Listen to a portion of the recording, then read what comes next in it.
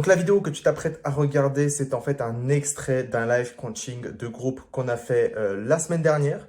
Je partageais en fait ce qui me limitait moi de mon côté à ce qu'il est à 100K par mois en ce moment même et que je vais résoudre ASAP. Et deuxième chose, les cycles également de vie d'un business, d'un entrepreneur qui pourrait potentiellement également bloquer la croissance. Donc j'espère que c'est quelque chose qui va t'aider, ok? C'est quelque chose que moi j'ai appris récemment qui va m'aider justement à scaler, qui va aider mes clients à scaler et j'espère que toi aussi tu prendras des notes et tu vas appliquer ce que je vais expliquer, ok? Ça reste quelque chose de généraliste, on parle pas de scaling, de recrutement, d'automatisation. Là c'est quelque chose un peu des principes fondamentaux d'un business et également des cycles, d'accord? Donc bon visionnage et j'espère que tu prendras les notes. Justement, les questions-réponses, comme d'habitude, ça va être vraiment très bref, hein, ne vous inquiétez pas. Il y a une chose que je me suis dit, enfin, qu'on s'est dit plutôt, c'est,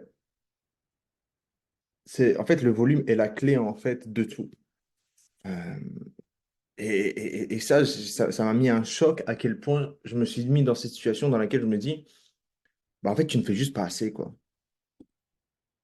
Genre, tu te demandes pourquoi tu n'as pas encore atteint ton objectif, mais en fait, c'est juste que tu ne fais pas assez, quoi. Et en fait, là, du coup, j'ai compris une chose, que le volume est littéralement la clé de tout, pour atteindre tout, littéralement. Et du coup, maintenant, même dans mon vision board, typiquement avec les affirmations, bah, j'ai mis la phrase, peut-être je vais vous le lire. Euh, et à chaque fois maintenant, je me répète tous les jours pour, en fait, inévitablement, bah, appliquer le volume quotidiennement. Parce que se dire, c'est une chose, limite l'ancrer dans sa tête et ensuite l'appliquer, et que sur limite, bah, ça fait partie de moi le volume, bah, inévitablement, bah, on va l'atteindre finalement l'objectif. Donc typiquement, j'avais mis quoi? Donc ouais, j'avais mis mot par mot. Donc, le volume est la clé de tout succès. Si tu n'as pas ton objectif, c'est ce que tu ne fais pas assez. Ok? Et cette phrase, elle est juste brutale en fait. Elle te met dans l'ordre en fait. Elle te met à l'endroit quoi. Et c'est vrai que, et on parle de tout. C'est-à-dire que, bon, la première chose, lorsqu'on dit cette phrase, forcément, il y a déjà petites indications dans votre tête qui va se créer sur, ouais, c'est vrai que ça, je fais peut-être pas assez. Ouais, ça, peut-être, je fais pas assez. Pour chacun, ce sera entièrement différent. Mais pour vous donner un cas concret, globalité pour nous, ce sera toujours euh, budget publicitaire et tester les publicités. C'est en globalité, le volume, en fait, pour nous, ce sera beaucoup plus ça. Et ensuite, volume sur le setting, volume sur les follow-up, volume sur le générer des appels, volume sur le calendrier et volume de practice quoi, sur le closing. Et en fait, littéralement, bah, le funnel, il est juste brutal dès lors on l'applique le concept du volume. Et, et à chaque fois, je dis toujours, c'est que enfin, les gens qui ont un ROAS de 10 avec la stratégie et que vous dépensez toujours, je sais pas, 25-30 € par jour. Genre, genre, faites plus, quoi. Genre, juste investissez plus, quoi, en fait. Réinvestissez tout votre argent.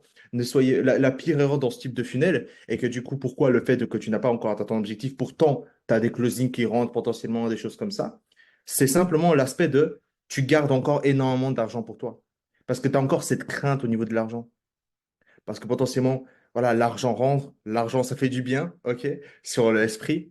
Mais en fait, avec stratégie, pour nous, l'argent est simplement un outil pour investir encore plus dans le funnel. Le funnel, il fonctionne. Qu'est-ce qu'on fait? On n'en réfléchit même pas. On fait un x2 avec le concept de 19% tous les 2 3 jours, typiquement, une augmentation. Donc, si vous voulez faire un x2, donc si vous voulez passer de 30 à 60 et puis stagner un peu à 60, parce que c'est comme ça qu'on augmente, hein. Donc, vous faites 30 de 60, donc 30 fois 19%, ça va vous faire, je sais pas, 3 euros. Donc, vous passez à 33 euros. 2 jours donc 48, 72 heures plus tard, vous augmentez donc dans les environs, vous augmentez donc 33 euros fois 19%, de nouveau augmenté pour ne pas que ça repasse du coup sur la phase de learning phase pour Meta et qu'elle vous, limite, elle vous envoie sur un mauvais, sur des nouveaux profils qui sont maintenant plus du tout qualifiés. D'accord? Nous, ce qu'on veut, c'est vraiment les garder et c'est littéralement ce que fait Acquisition.com, donc Alex Hormozy, donc c'est ce qu'ils font Alex Hormozy et Leila Hormozy. C'est littéralement ce qu'ils font pour leur boîte donc, qui les accompagne. Ils font pareil. Donc, s'agit de scaler les publicités de leurs clients, bah, finalement, c'est exactement ce qu'ils font. 19%, une augmentation tous les 72 heures parce que on ne veut pas que Meta, en fait, nous bête sur des nouveaux profils. Non, on veut garder vraiment l'audience qui nous a ciblés et on veut simplement la garder absolument pour pas qu'on repasse sur le learning phase. Donc, c'est globalité toujours sur un aspect de budget publicitaire, juste investir plus. Et sinon, bah, après, par la suite, bah, tester plus, quoi. Typiquement, bah là encore, trois publicités vont sortir, trois nouvelles angles, trois nouveaux perspectives de nouveau. L'objectif est simple, c'est de ramener plus de volume et plus de choses. J'avais fait, et en fait, pourquoi je parle de tout ça? Parce que du coup, moi-même, je suis dans un autre programme typiquement, juste pour avoir vraiment les insights sur le scaling, sur les 50, 100 cas par mois. Et en fait, il y a un gars, justement, bah, il fait justement 50, 70 cas par mois, et qui est totalement une niche différente. Genre, en gros, il fait du B2B, mais en réalité, c'est B2C plus, parce qu'en fait, il vend à des personnes broke, en fait. Donc, ça reste un peu du B2C en soi dans certains aspects, et pourtant, il génère énormément de cash. Donc, il a dit comment il fait? Il a montré son ads manager. Le mec, il a dit, les gars, en 8 mois, j'ai fait plus de 70 publicités. Ça veut dire en moyenne, quelque chose comme ça, en moyenne huit publicités par mois à tester. Un total de 30 000 dollars. Ok, 30 000 dollars sur les 8 mois a été dépensé uniquement sur l'aspect de publicité.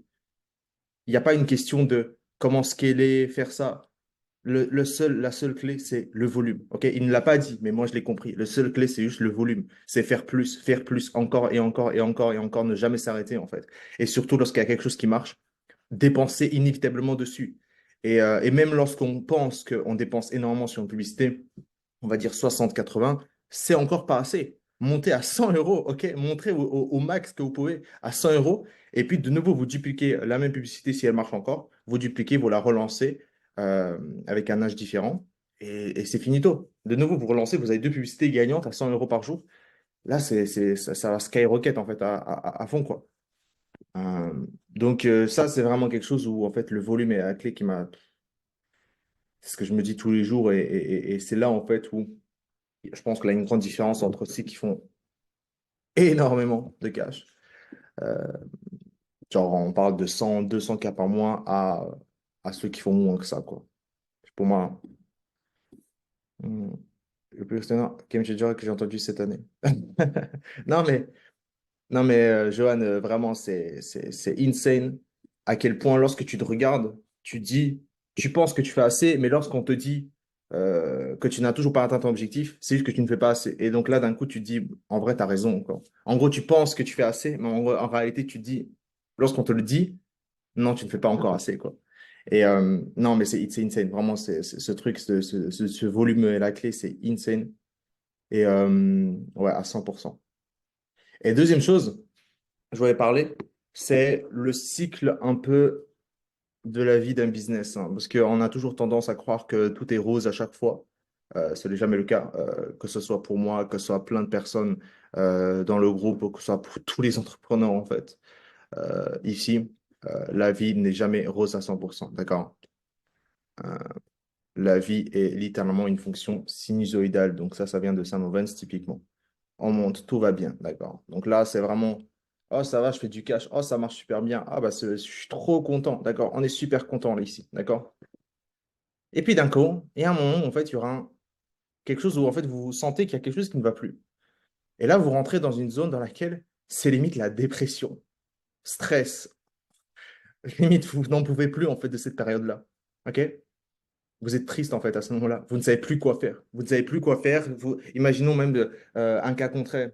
Imaginons vous passez genre 15 appels, il n'y a aucun close, etc. Et ça peut totalement arriver. Et peu importe le niveau, hein, que vous fassiez zéro, que vous soyez à 30, 40 cas par mois, il y a des fois où il y a zéro close. Et puis d'un coup, il y a tout qui se ramène, d'accord?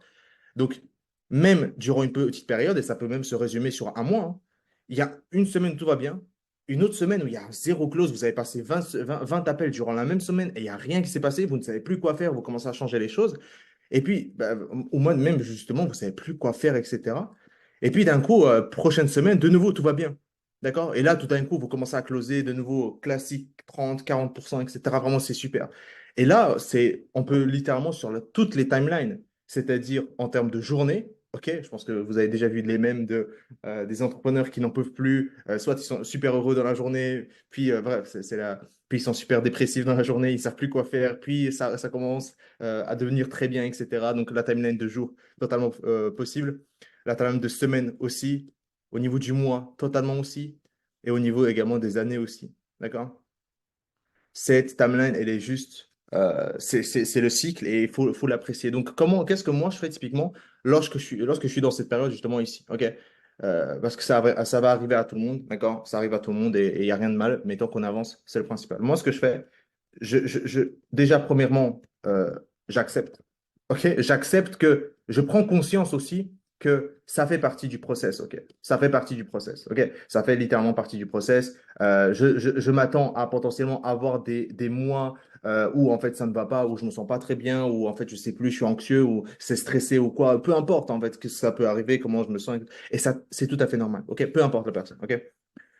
D'ailleurs, je parle de ça parce que ça est arrivé justement avec un client. Du coup, je réexplique un peu ce que je lui ai dit, typiquement un peu plus détaillé en plus. Donc, typiquement, la première chose, c'est l'acceptation, d'accord? C'est le fait d'accepter, OK, je suis dans cette position, ça fait je suis dans je suis ici, OK? Mais tant que j'avance, je vais remonter, il n'y a pas de souci. D'accord? Donc, acceptation. Et puis, pushback. Donc, le fait juste de se retirer très, très brièvement, quoi.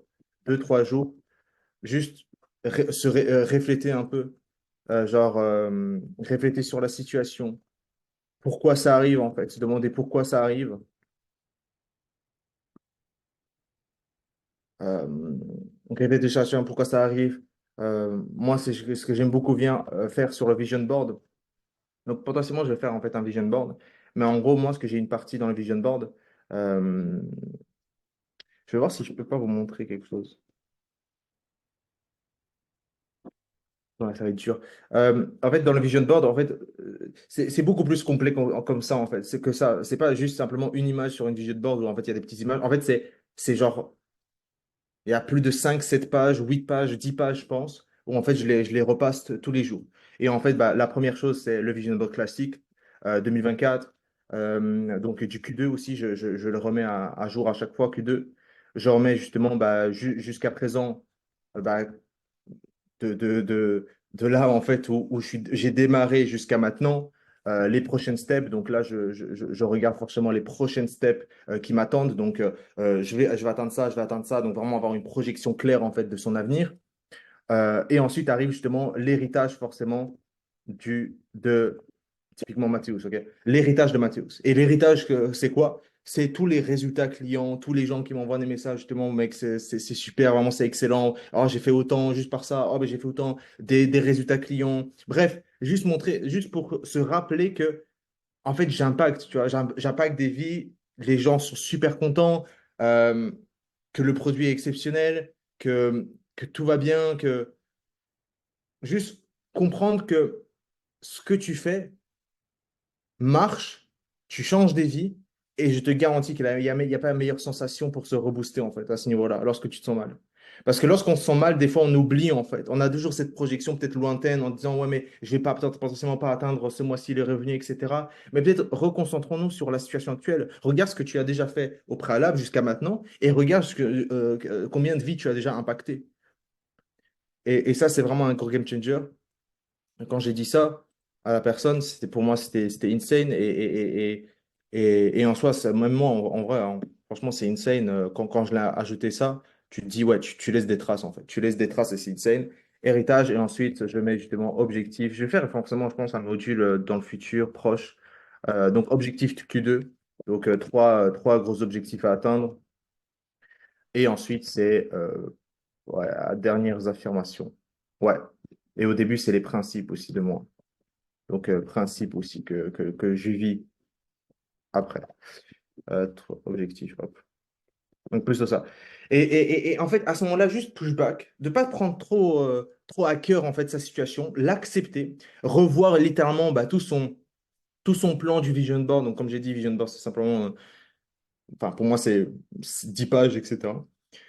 Revoir tout ça et comprendre que jusqu'à présent, regarde ce que tu as fait jusqu'à présent. Ça va vraiment te mettre du bien. Et par la suite, de l'autre côté aussi, regarde combien ta vie t'a déjà impacté. D'accord? Et là, généralement, bah, on est déjà dans un meilleur endroit et on commence en fait à remonter instantanément la pente au lieu de se morfler en disant, ouais, mais je comprends pas pourquoi j'arrive pas à closer, pourquoi j'arrive, peut-être pourquoi ça marche pas, etc. Ok, reflète sur ça, mais aussi reflète jusqu'à présent parce que ça met beaucoup de stress, ça met beaucoup d'impact et forcément l'accumulation peut faire justement générer un burn-out par la suite. Ok, si on ne reflète pas sur ces parties-là. Et c'est très important de ne pas tomber dans un burn-out parce que c'est la pire des choses qui peut arriver forcément pour un entrepreneur. parce que vous êtes out du business très rapidement à ce moment-là. Donc, et c'est pour ça également aussi, pour pas tomber dans un burn-out, c'est pour ça moi j'ai des saisons que j'avais fait justement un tout premier. Donc moi, tous les fins de trimestre, bah, je pars en vacances typiquement, genre chill, out par exemple, équipe, genre peu présent, équipe très présent au niveau des messages, peu présent pour les clients. Vraiment, c'est full détente parce que durant les 3 mois du trimestre, c'est all-in. C'est all-in, ok? C'est focus sur les objectifs à fond, ok? Sur les objectifs à fond et dire non à beaucoup de choses, ok? Et dire non à beaucoup de choses. Moi, on m'invite, on me dit, ouais, mais tu veux pas venir. Moi, je dis, non, non, non, non, je dois bosser encore, les gars. Je dois bosser. Et puis, forcément, il y a des périodes dans lesquelles où, OK, là, là je peux me permettre de sortir, enfin, peu importe, hein, faire plein de choses, de ne pas penser business, etc., tout le temps. Et ça fait aussi du bien, justement, ce type de choses, ce petite saison, surtout qui sont alliées forcément au changement de saison, donc aussi de la planète, donc de la planète Terre. Donc, c'est super intéressant parce que du coup, l'humain, en fait, il se configure et c'est super fascinant. Donc là, c'est ce que je fais. Décembre, j'étais à Malte. Là, récemment, au Q1, j'étais en Espagne. Et là, bah, il me reste encore 1 mois et demi pour tout déchirer, pour atteindre les objectifs typiquement. Et uniquement focus là, parce que, et oui, je me donne à fond, parce que je sais qu'inévitablement, bah, après, il y a les vacances. Donc, je vais pas. Enfin, je sais ce qui m'attend par la suite, donc il n'y a pas de souci. Donc, l'objectif, c'est de mériter aussi ces vacances et donc aller all-in aussi sur ça. Ok. Et ensuite, c'est genre en vacances de 7 jours, typiquement, même pas, hein, je pense, 4-7 jours, vraiment très, très bref quand même. Et ensuite, on retourne sur le charbon. On refait justement le vision board maintenant pour le Q3 sur les objectifs du Q3, hop, juste ici, les 3 gros objectifs pour Q3. Et là, on déchire tout. Et de nouveau, on est dans cette saison, typiquement. OK? Voilà comment moi je fonctionne typiquement. Et j'espère que ça vous a aidé et parce que, parce que ça peut arriver. OK? Ça peut arriver. Et comprendre que la vie, c'est simplement une fonction sinusoïdale et vous allez remonter la pente, que ce soit maintenant, que ce soit dans 3 jours, que ce soit dans une semaine, que ce soit dans 2 semaines. La pente, elle va remonter. OK? Que ce soit au niveau des stats, que ce soit au niveau de votre personne, votre humour, que ce soit au niveau de votre business, des revenus. C'est juste une question à partir du moment. OK? Si vous vous appliquez bien. Donc voilà. Voilà, voilà. Je ne sais pas si vous avez des questions vis-à-vis de ce que j'ai dit, ou sinon on peut passer justement au business à 100%.